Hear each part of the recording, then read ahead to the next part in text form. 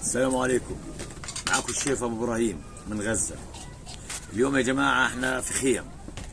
اليوم الصاجات هذه والطناجر واللي بيقولوا عنها حلل والبراد والغلايه والصاج، هذا دائما ببهدل بناتي واولادي وهم طالعين نازلين، بنتلوا شحبار الطالع والنازل بتشحبر.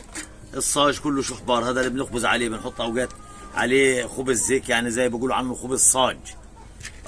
هذول ان شاء الله بدي افكر تفكيره هيك. جبت زاويه بعلاقات شناكل، بدي احاول اربطها واشيل هذه اللخه هذه كلها على الارض اللي بتشحبر بناتي، وإن طلعات نزلات الاولاد الصغار بدي اعلقهم ان شاء الله فوق. تابعوا معايا وشوفوا انا ايش بدي اسوي. الشيف ابو ابراهيم الحج معاكم، شوفوا ايش بدي اسوي، تابعوا معايا. بسم الله الرحمن الرحيم. يا الله يا رب، بسم الله الرحمن الرحيم. ايوه هيك جاجت 100% هذه، والله تقول مقاس. سبحان الله سبحان الله، تقول مقاس. وين الحبال يا اولاد؟ الحبال وين؟ بسم الله الرحمن الرحيم. نربطها عشان ايش؟ ما تقعش. صلوا على النبي يا جماعه، صلوا على النبي. نربطها زي هيك، نمكنها عشان نعلق عليها بدل ما هي على الارض ومبهدلاتنا ومبهدلات اولادنا. جبنا حديده وين بنعلق عليها. وهي الشقه الثانيه بنربطها ونمكنها عشان ايش؟ نعلق الحاجات اللي على الارض بدل ما هي بتشحبرنا وبتشحبر اولادنا.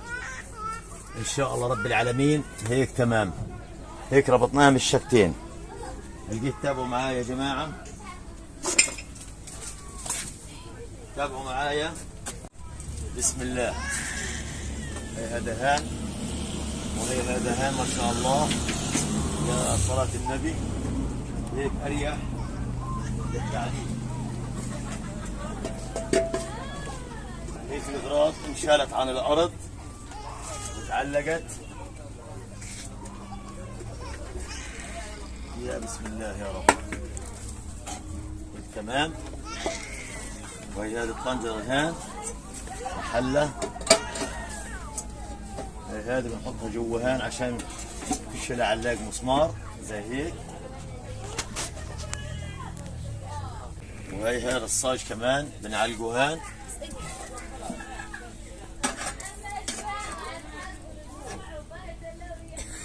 نعلقه على المسمار هان عشان ملوش علاقة كبيرة.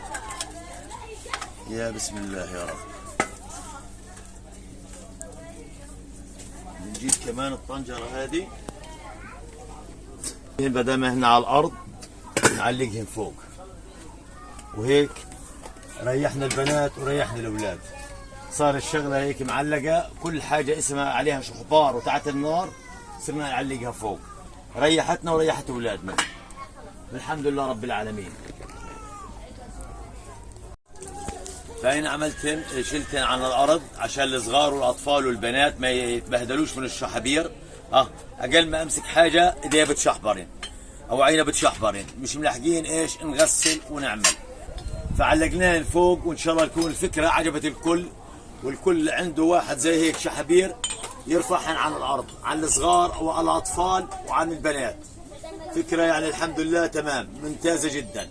بقضي شغلته الواحد وبعلقها مطرحها. الطناجر والصاجات والبراد الشاي اللي بيعملوا فيه شاي كله علقناه ورفعناه على الارض. ان شاء الله تكون الفكره عجبتكم، وشكرا لكل واحد بلا يقلي ومتابعني وبرفع في قناتي ويخلف عليه، وجزاه الله كل خير.